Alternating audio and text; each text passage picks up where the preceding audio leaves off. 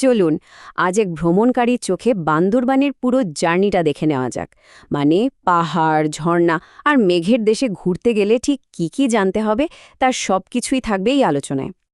তো আমাদের এই পুরো আলোচনাটা সাজানো হয়েছে 5টা মূল ধাপে। চলুন এক ঝলকে দেখে নিই কি কি থাকছে। এই একটা কথাই কিন্তু বান্দরবানের আসল রূপটা তুলে ধরে, তাই না? মানে এমন একটা জায়গা যেখানে গেলে মনে হবে প্রকৃতি যেন তার সবটুকু সৌন্দর্য নিয়ে শুধু আপনার জন্য অপেক্ষা করছে। তো আর কথা না বাড়িয়ে চলুন শুরু করা যাক। আমাদের প্রথম ধাপ, ঢাকা থেকে কিভাবে বান্দরবানের সেই পাহাড়ি রাস্তায় পৌঁছানো যায় সেই সব খুঁটিনাটি নিয়ে কথা বলা যাক। এই যে অসাধারণ একটা জার্নি, এর শুরুটা কিন্তু হবে ঢাকা থেকেই। জনপ্রতি মাত্র ৯০০ টাকায় নন এসি বাসে করে কিন্তু সরাসরি বান্দরবন শহরে পৌঁছে যাওয়া যায়। আর হ্যাঁ, যারা একটু আরামে যেতে চান তাদের জন্য এসি বাসও আছে। সেক্ষেত্রে ভাড়াটা একটু বেশি পড়বে, প্রায় ১২০০ টাকার মতো। ঢাকা থেকে এই যে ৩২৬ কিলোমিটারের পথ, এটা পাড়ি দিতে মোটামুটি ৮ ঘন্টার মতো সময় লেগেই যায়। আচ্ছা, বান্দরবনে তো পৌঁছালেন খুব ভোরে। এখন প্রথম কাজটা কি? ঝটপট নাস্তা সেরেই একটা বাহন ঠিক করে ফেলতে হবে সারা দিনের জন্য। আর এর জন্য শহরের ধনেশ চট্টর এলাকায় গেলেই পেয়ে যাবেন সারি সারি লোকাল সিএনজি। সারা দিন ধরে যে মেইন ট্যুরিস্ট স্পটগুলো আছে সেগুলো ঘুরে দেখার জন্য একটা সিএনজি বা অটোরিকশা ভাড়া করতে খরচ পড়বে প্রায় ২০০০ টাকার মতো। ব্যাস, এবার শুরু হবে আসল অ্যাডভেঞ্চার। বান্দরবন শহর থেকে আমাদের যাত্রাটা এবার হবে নীলগিরির দিকে। আর বিশ্বাস করুন, এই যাত্রাপথটাই অসাধারণ সব দৃশ্যে ভরা। নীলগিরি যাওয়ার পথে কিন্তু এই জায়গাগুলোতে থামতেই হবে। এক একটা জায়গা এক এক রকম, কিছু নিরাপত্তা চৌকি, আবার কিছু নিজেই ছোটখাটো একটা ট্যুরিস্ট স্পট। পথের মধ্যেই চোখে পড়বে শৈলপ্রপাত, ঝর্ণা। এর আসল সৌন্দর্যটা যদি দেখতে চান তাহলে কিন্তু বর্ষাকালে যাওয়ার কোনো বিকল্প নেই।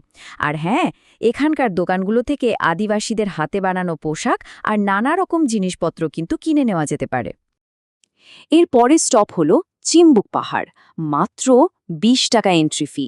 আর এখানকার নবচত্বর ভিউ পয়েন্ট থেকে চারপাশের পাহাড়ের যে প্যানোরামিক ভিউটা পাওয়া যায় সেটা এক কথায় অসাধারণ।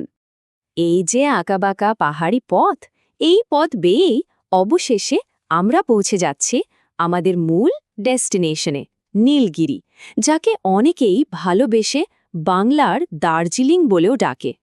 একবার ভাবুন তো, সমুদ্রপৃষ্ঠ থেকে ২২০০ ফুট উঁচুতে দাঁড়িয়ে আছেন আর আপনার চারপাশে মেঘ ভেসে বেড়াচ্ছে। নীলগিরি ঠিক এমনই একটা জায়গা যেখানে স্বপ্ন সত্যি হয়, আর এই সৌন্দর্যের জন্যই এটা পর্যটকদের কাছে এত বেশি জনপ্রিয়। নীলগিরি কমপ্লেক্সে ঢুকতে হলে জনপ্রতি ১০০ টাকা করে টিকিট কাটতে হবে, আর সিএনজি বা গাড়ি পার্কিংয়ের জন্য লাগবে ১০০ টাকা।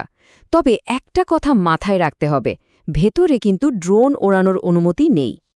নীলগিরির চূড়াটা যে শুধু প্রাকৃতিক সৌন্দর্যে ভরা তা কিন্তু নয়। পর্যটকদের সুবিধার জন্য এখানে আধুনিক সব ব্যবস্থাই আছে। ধরুন, খাওয়া দাওয়ার জন্য রেস্টুরেন্ট আছে, সুভিনিয়ার শপ আছে, এমনকি রাত কাটানোর জন্য কটেজও আছে।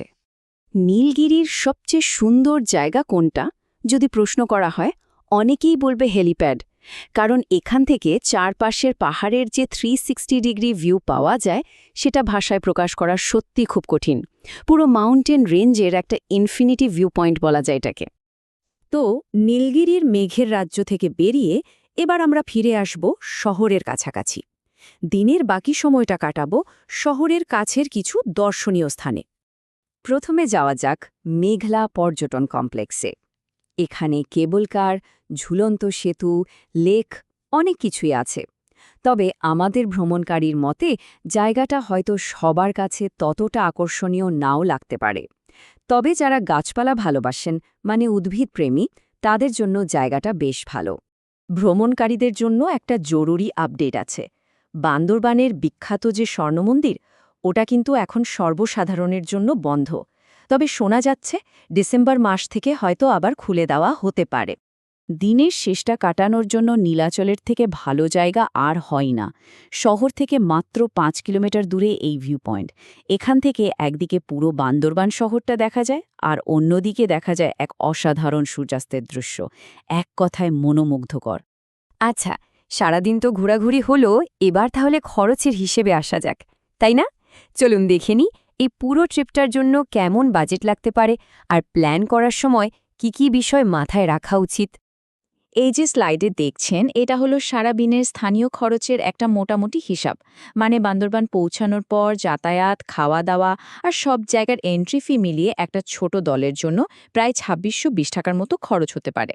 আর যারা বান্দরবানের রাত কাটাতে চান তাদের জন্য ১৫০০ থেকে ২,০০০ টাকার মধ্যেই কিন্তু বেশ ভালো হোটেল পাওয়া যায়। আর যদি দিনে দিনেই ফিরে আসতে চান তাহলে ৮৫০ টাকা ভাড়ায় রাতের বাসে করে আবার ঢাকার দিকে রওনা দেওয়া যেতে পারে।